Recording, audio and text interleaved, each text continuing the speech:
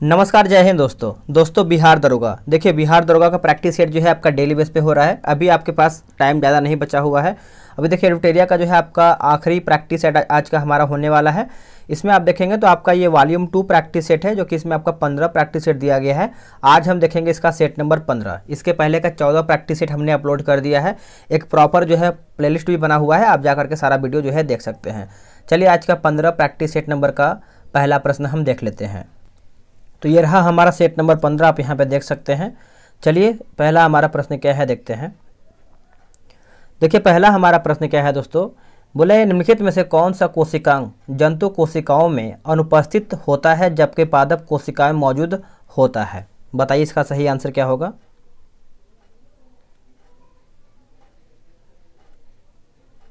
देखिए, इसका सही आंसर दोस्तों हमारा हो जाएगा पहले का ऑप्शन नंबर डी हो जाएगा, ए बी सी, यानी कोशिका भित्ति होगा, लवक हो जाएगा और रिक्तिकाएं हो जाएगा। ठीक है, तो ऑप्शन नंबर आप यहाँ पे डी सही आंसर करेंगे। अगला प्रश्न है, मैग्नेलियम मिश्र धातु में सर्वाधिक मात्रा में पाया जाता है क्या।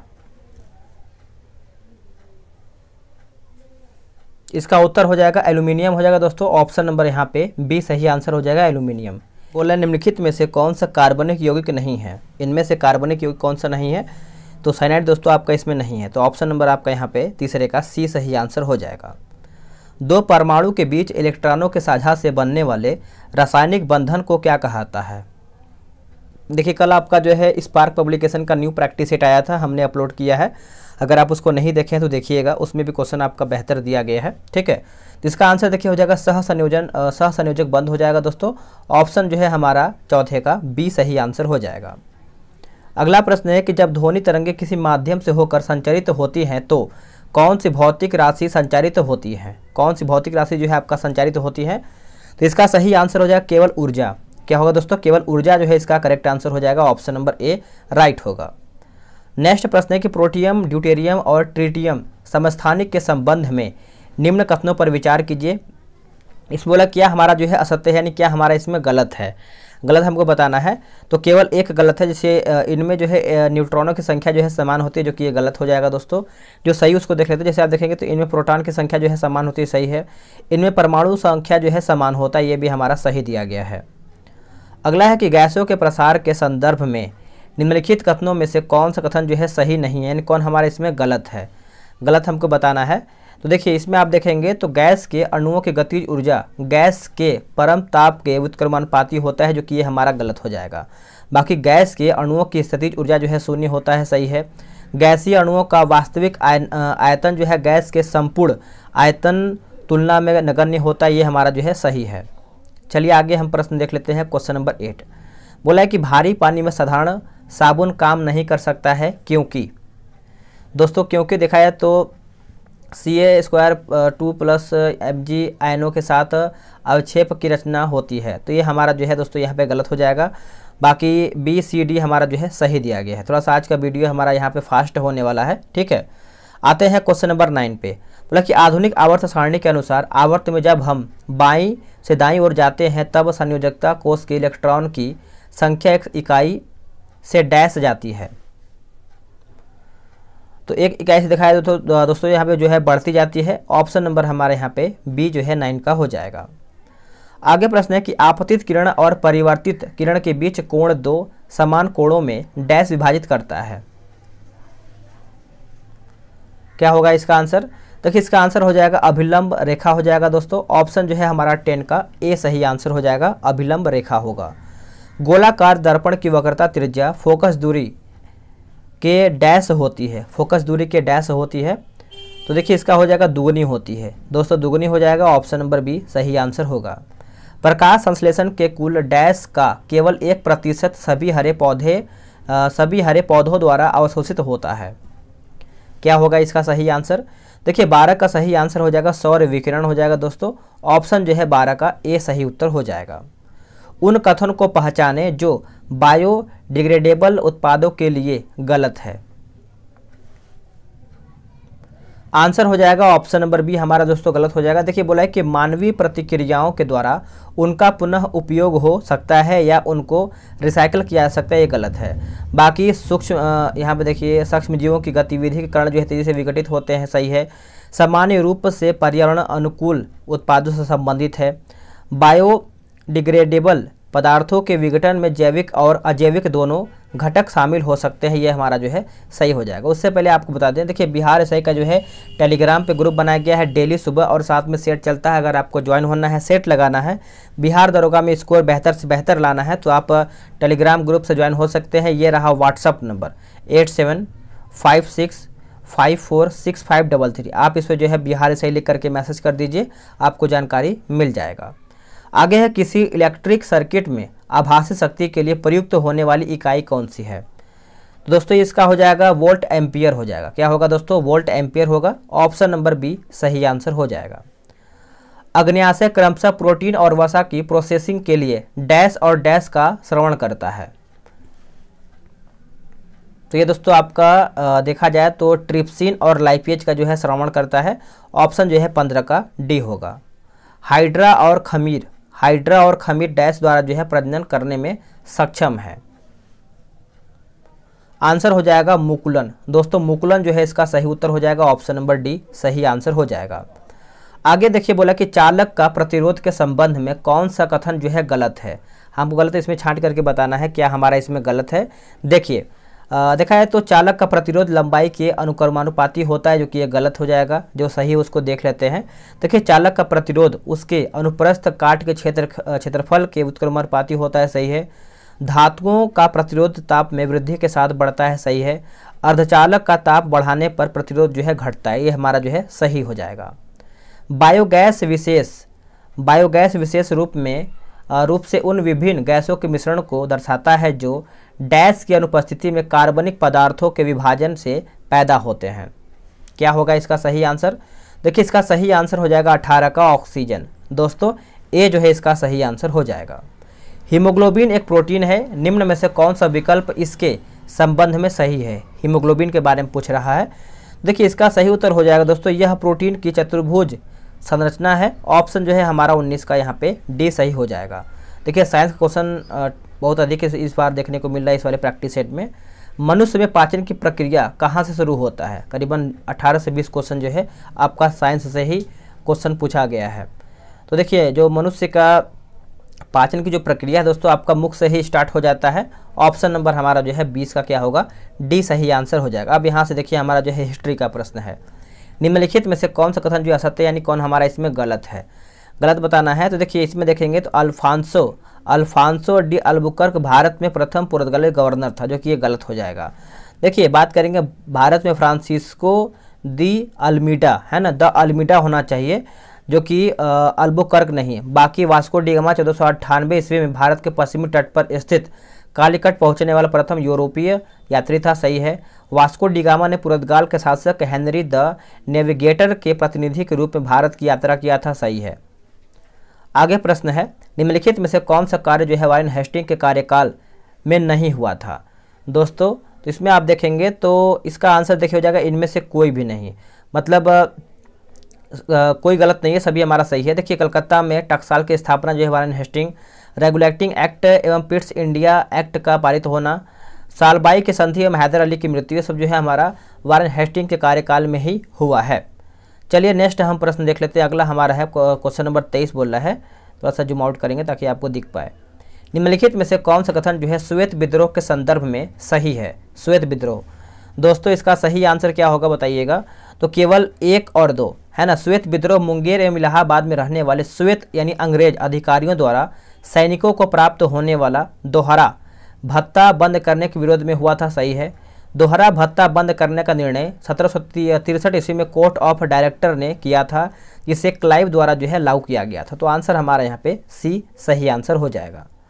अगला है कि मार्टियर डुरंड आयोग द्वारा 1893 ईस्वी में भारत एवं अफगानिस्तान के बीच सीमा का निर्धारण डुरंड रेखा किस वायसराय के समय में किया गया था? क्या होगा इसका सही उत्तर? इसका देखिए सही उत्तर हो जाएगा लॉर्ड लैंसडाउन हो जाएगा दोस्तों। ऑप्शन जो है हमारा 24 का ए हो जाएगा। निम्नलिखित में से किसका लेखन इनमें से किसका लेखन सैयद अहमद खान ने नहीं किया था? सैयद अहमद खान के द्वारा दोस्तों नहीं किया गया था। तो देखिए इसमें आप देखेंगे तो इंडियन मुसलमान जो है ये नहीं किया गया था। इसका देखिए आप अच्छे से देखिएगा, इंडियन मुसलमान पुस्तक जो है आपका W हंटर के द्वारा जो है लिखा गया है। बाकी तहजीब उल अखलाक सही है। उसके बाद असबाब ए बगावत ए हिंद, ये सब जो है हमारा सैयद अहमद खान के द्वारा ही लिखा गया है। बॉम्बे हैंड मिल एसोसिएशन की स्थापना किसके द्वारा किया गया था? क्या होगा इसका आंसर? तो नारायण मेघाजी लोखंडे हो जाएगा दोस्तों। ऑप्शन नंबर जो है 26 का बी सही आंसर हो जाएगा। सन्यासी विद्रोह का मुख्य कारण क्या था? सन्यासी विद्रोह, देखिए आप सभी को पता ही होगा दोस्तों, आप लोगों ने आंसर कर दिया होगा। इनमें से एक से अधिक हो जाएगा, है ना। देखिए सन्यासी यानी बंगाल में सन्यासी विद्रोह जो है 1763 से लेकर के 1800 के बीच में आपका हुआ था। इसका कारण देखिए तीर्थ यात्रा पर प्रतिबंध लगाना था, है ना। उसके बाद तथा 1770 ईस्वी में बंगाल के भयंकर अकाल में भी भू राजस्व की वसूली था। नेक्स्ट है कि देवराय द्वितीय को निम्न में से कौन सी उपाधि जो है प्रदान या फिर प्राप्त था? देवराय द्वितीय को, इसका उत्तर हो जाएगा इनमें से एक से अधिक। देखिए देवराय द्वितीय की बात कर लेते हैं तो विजयनगर का महानतम शासक था, उसकी प्रजा ने उसे जो कि इमाडी देवराय और इमाडी देवराय ही प्रदान किया गया था, ठीक है। तो आप अच्छे से याद रखिएगा, उसके अभिलेखों में उसके लिए जो है जगबेटकर अर्थात हाथियों के शिकारी की उपाधि भी जो है एक ये भी दिया गया था। तो आप बोल सकते हैं ए और सी आंसर हो जाएगा। हुमायूं द्वारा लड़े गए निम्नलिखित युद्धों में से सबसे बाद में कौन सा युद्ध जो है लड़ा गया था? तो सबसे बाद में अगर हम देखें तो आपको जो कन्नौज का युद्ध, देखिए कन्नौज का युद्ध हुआ कब था दोस्तों? इसी को हम जो है बिलग्राम युद्ध भी बोलते हैं। तो ये आपका 1540 ईस्वी में हुआ था। एक हुआ था चौसा का युद्ध हुआ था 1539 में हुआ था। एक हुआ था देवरा का युद्ध, है ना। तो ये आपका 1531 में हुआ था। तो आखिरी में हमारा जो है 1540 हो जाएगा। नेक्स्ट कि भारतीय शिक्षा के संदर्भ में निम्नलिखित पर विचार कीजिए। थोड़ा बहुत देखिए बाहर साउंड आ रहा होगा, इसको आप इग्नोर कीजिएगा। इसका देखिए आंसर हो जाएगा 4 3 1 2 हो जाएगा, ठीक है। देखिए इसमें देखेंगे जो हिंदू कॉलेज है दोस्तों ये आपका हो जाएगा 1817 हो जाएगा, 1817। उसके बाद एडम की रिपोर्ट जो है दोस्तों ये आपका हो जाएगा 35 हो जाएगा, 1835। एक दिया गया वुड डिस्पेस दिया गया है, ये आपका हो जाएगा 1854 हो जाएगा। कोलकाता विश्वविद्यालय की बात कर लेते हैं तो ये आपका हो जाएगा दोस्तों 1817 हो जाएगा, ठीक है। तो इसका सही आंसर क्या होगा बताइएगा। मैंने हिंदू कॉलेज लग रहा है कुछ गड़बड़ बताया है, हाँ कुछ लग रहा है यहाँ पे कॉलेज जो कलकत्ता वाला है, माफ़ कीजिएगा, कलकत्ता कॉलेज मैंने थोड़ा सा गलत बताया, इसको सही कर लेते हैं। देखिए कलकत्ता विश्वविद्यालय की बात करते हैं दोस्तों तो इसमें आपका हो जाएगा 1857 होगा, है ना, 1857। तो 4 3 1 2 इसका सही उत्तर होगा। चलिए आगे देखेंगे कि केसरी और मराठा पत्रिकाएं क्रमशः किस भाषा में लिखा गया था। तो क्या होगा इसका सही आंसर? देखिए इसका सही उत्तर हो जाएगा मराठी में केसरी और अंग्रेजी में मराठा। तो इसका आंसर हमारे यहाँ पे क्या होगा? बी हो जाएगा। निम्नलिखित में से किस यूरोपीय ने क्षेत्र प्राप्त करने की दृष्टि से भारतीय प्रांतों के झगड़ों में भाग लेने की नीति जो है शुरू किया है? क्या होगा इसका उत्तर? तो ये आपका डुप्ले हो जाएगा दोस्तों, डुप्ले ऑप्शन नंबर सी। प्रांतीय स्तर पर द्वैध शासन का प्रावधान निम्नलिखित में से किस अधिनियम द्वारा जो है प्रस्तुत किया गया था? तो ये किया गया था भारत सरकार अधिनियम 1919, भारत सरकार अधिनियम 1919। और बात करते हैं केंद्र में द्वैध शासन तो ये आपका हो जाएगा 1935। अगला है कि आदिवासी शब्द का प्रयोग सबसे पहले निम्नलिखित में से किसके द्वारा जो है किया गया था? आदिवासी शब्द का प्रयोग, तो इसका सही आंसर क्या होगा दोस्तों? देखिए इसका सही आंसर हो जाएगा ऑप्शन नंबर ठक्कर बापा हो जाएंगे, ऑप्शन नंबर सी सही उत्तर हो जाएगा। आदिवासी का अर्थ क्या होता है? तो आदिम लोग होता है। एहोल शिलालेख निम्नलिखित में से किस शासक द्वारा जो है जारी किया गया था? उत्तर हो जाएगा पुलकेशिन द्वितीय, ऑप्शन हमारा जो है 35 का दोस्तों बी सही आंसर हो जाएगा। भारतीय संविधान निम्न में से किसके शोषण के विरुद्ध अधिकार स्वीकृत करता है? क्या होगा इसका सही आंसर? देखिए इसका हो जाएगा 1 2 3, यानी बच्चों के, स्त्रियों के और जनजातियों के लिए, है ना। तो 1 2 3 इसका सही, 1 2 3 ही दिया गया है। तो इसमें देखेंगे आप दोस्तों तो दलितों के लिए नहीं है, तो आप यहाँ पे बोल सकते हैं 1 2 3। नेक्स्ट क्या है? निम्नलिखित में से कौन सा उद्देश्य भारत के संविधान की प्रस्तावना में सन्निहित नहीं है? तो इसमें क्या दोस्तों सन्निहित नहीं है? तो आर्थिक स्वतंत्रता नहीं है, बाकी विचार की स्वतंत्रता है, अभिव्यक्ति की स्वतंत्रता है। तो याद रखिएगा पंचायती राज व्यवस्था में शासन प्रणाली की संरचना क्या है? क्या होगा इसका सही आंसर? देखिए इसका सही आंसर दोस्तों हमारा 29 का हो जाएगा, ऑप्शन नंबर। देखिए ग्राम, प्रखंड और जिला स्तर पर स्थानीय स्वशासन की त्रिस्तरीय संरचना हो जाएगा। ग्राम और जिला स्तर पर स्थानीय स्वशासन की द्वितीय संरचना थी। आप बोल सकते हैं बी और सी हमारा सही आंसर हो जाएगा। आगे देखिए हमारा मिलान करके बताना है। क्वेश्चन नंबर आपका यहाँ पे 39 नंबर है। देखिए ग्राम पंचायत आपको पता है अनुच्छेद 40 हो जाएगा। समान नागरिक संहिता जो है आपका हो जाएगा अनुच्छेद 44। कृषि एवं पशुपालन की बात कर लेते हैं दोस्तों, तो ये आपको जाएगा अनुच्छेद 48 हो जाएगा। न्यायपालिका एवं कार्यपालिका का जो पृथककरण है आपका हो जाएगा अनुच्छेद 50। तो आप ऑप्शन जो है अरेंज कर लीजिएगा अपने हिसाब से। भारतीय संविधान में किस देश के संविधान से उच्चतम न्यायालय तथा उच्च न्यायालय के न्यायाधीशों को हटाए जाने के उपबंध को शामिल किया गया है? आंसर देखिए हो जाएगा दोस्तों ऑप्शन नंबर बी होगा, अमेरिका जो है इसका सही आंसर हो जाएगा, अमेरिका। 1946 में गठित अंतरिम सरकार में कार्यपालिका परिषद के उपसभापति थे। तो यहाँ पे देखिए उपसभापति पूछ रहा है तो जवाहरलाल नेहरू हो जाएंगे, ऑप्शन नंबर ए सही आंसर होगा। सर्वोच्च न्यायालय अपने मूल क्षेत्राधिकार के अंतर्गत किन विषयों की सुनवाई कर सकता है? तो किन विषय का यहाँ पे सुनवाई कर सकता है? उत्तर हो जाएगा ऐसे विवाद जिनमें एक तरफ भारत सरकार हो तथा दूसरी तरफ एक या उपयुक्त में से एक से अधिक राज्यों की सरकार, यानी आप बोल सकते हैं सी इसका सही आंसर हो जाएगा। भारतीय संविधान के अनुच्छेद के प्रावधानों के अंतर्गत संविधान संशोधन जो है किया जाता है, कौन सा अनुच्छेद पूछ रहा है? तो इसका आंसर देखिए हो जाएगा अनुच्छेद 368, ऑप्शन नंबर हमारे यहाँ पे ए सही उत्तर हो जाएगा।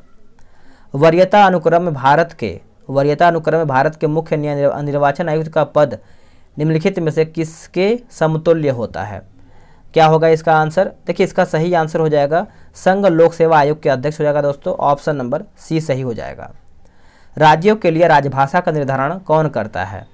तो ये कौन करता है बताइएगा? तो ये आपको हो जाएगा संबंधित राज्य का विधानमंडल करता है, ऑप्शन नंबर जो है 45 का सी सही उत्तर हो जाएगा। अवसर की समानता का उल्लेख भारतीय संविधान के निम्नलिखित उपबंधों में से किस में किया गया है? तो यह किया गया है दोस्तों आपका मूल अधिकार एवं प्रस्तावना में किया गया है, ऑप्शन जो है हमारा 46 का सी होगा। लोकसभा अथवा विधानसभा के निर्वाचन में किसी उम्मीदवार की जमानत राशि जब्त कर लिया जाता है यदि, तो देखिए कुल यानी उसे कुल वैध मतों का 1/6 भाग प्राप्त अगर नहीं होता है तब जमानत राशि जो है इसका एक तरीके से जब्त कर लिया जाता है। निर्वाचन आयुक्त को हटाया जा सकता है दोस्तों किसके द्वारा? तो यह आपका होता है राष्ट्रपति के द्वारा। किसके द्वारा? राष्ट्रपति के द्वारा, ऑप्शन नंबर हमारा यहाँ पे डी होगा। निर्वाचन आयोग के संदर्भ में निम्नलिखित में से एक कौन सा कथन जो है सत्य यानी सही हमारा कौन सा है?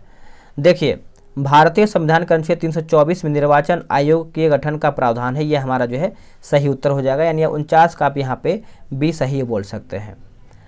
संविधान के अनुच्छेद में यह प्रावधान किया गया है कि लोकसभा तथा राज्य विधानसभाओं के सदस्यों का चुनाव वयस्क मताधिकार के आधार पर होगा।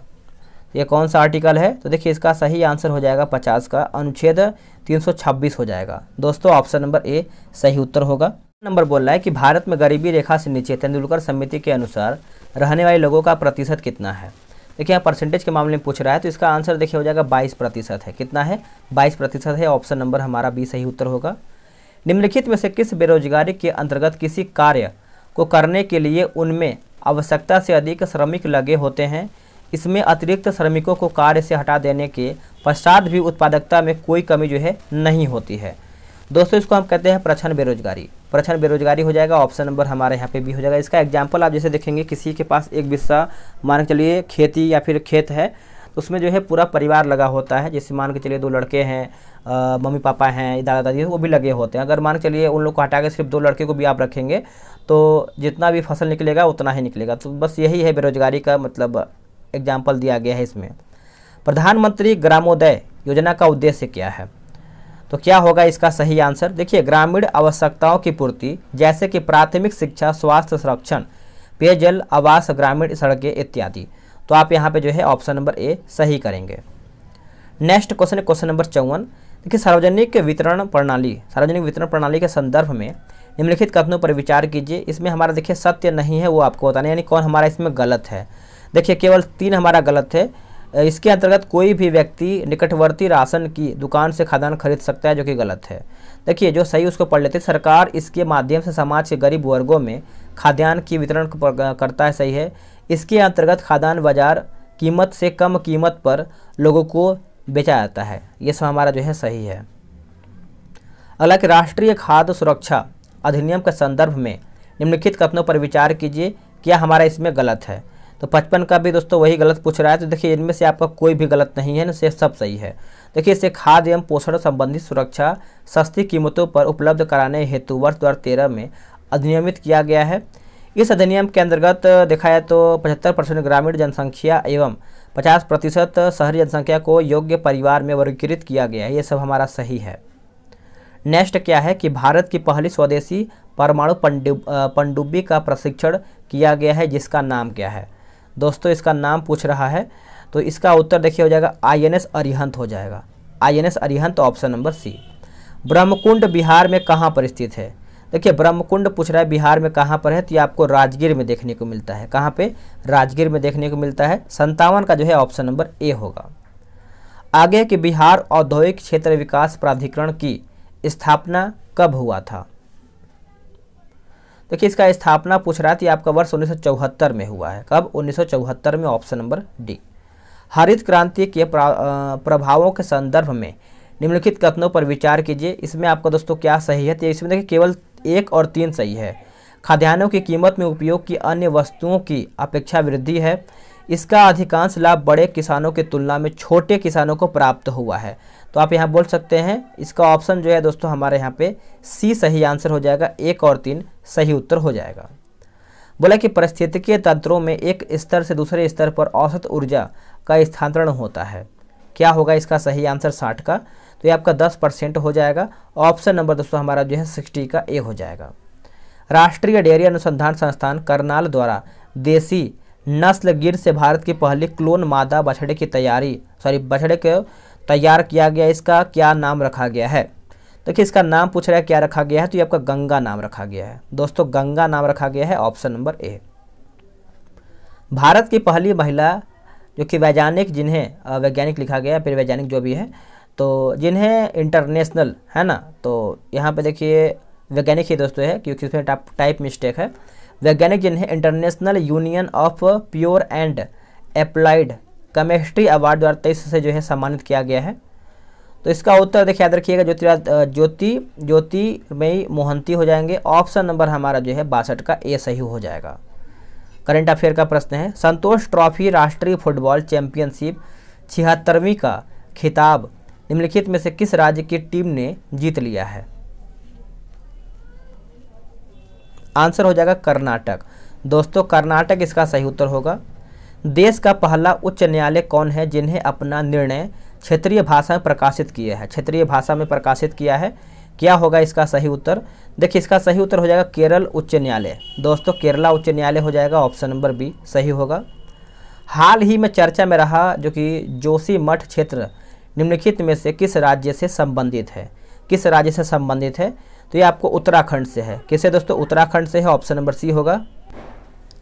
चलिए आगे देख लेते हैं, निम्नलिखित में से किस राज्य में जानवरों के लिए भारत की पहली in vitro fertilisation mobile unit का उद्घाटन किया गया है। तो इसका आंसर देखिए हो जाएगा दोस्तों गुजरात हो जाएगा। क्या होगा, गुजरात हो जाएगा। ऑप्शन नंबर डी सही आंसर हो जाएगा।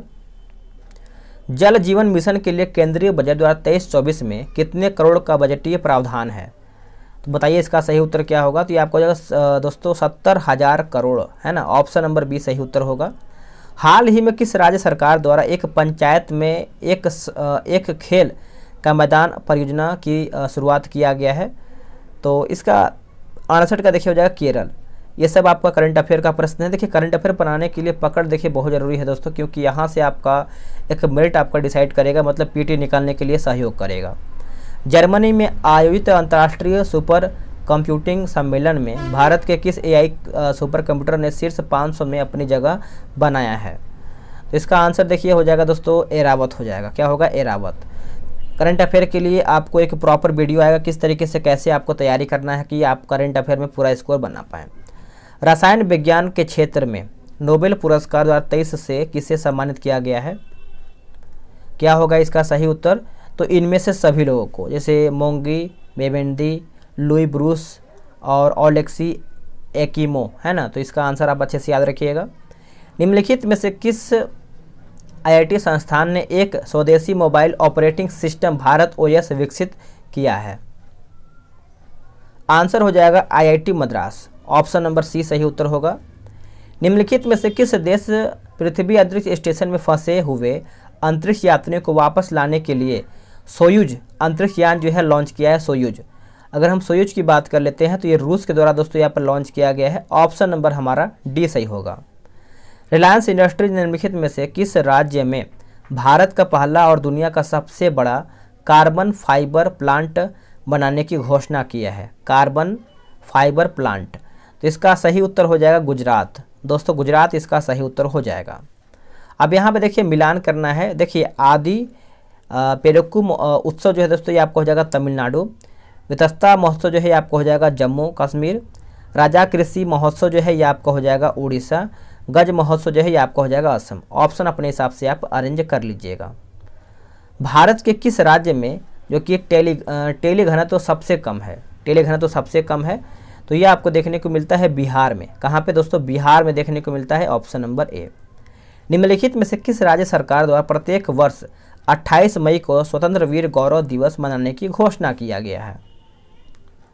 आंसर हो जाएगा ऑप्शन नंबर दोस्तों बी होगा। महाराष्ट्र जो है इसका सही आंसर हो जाएगा महाराष्ट्र।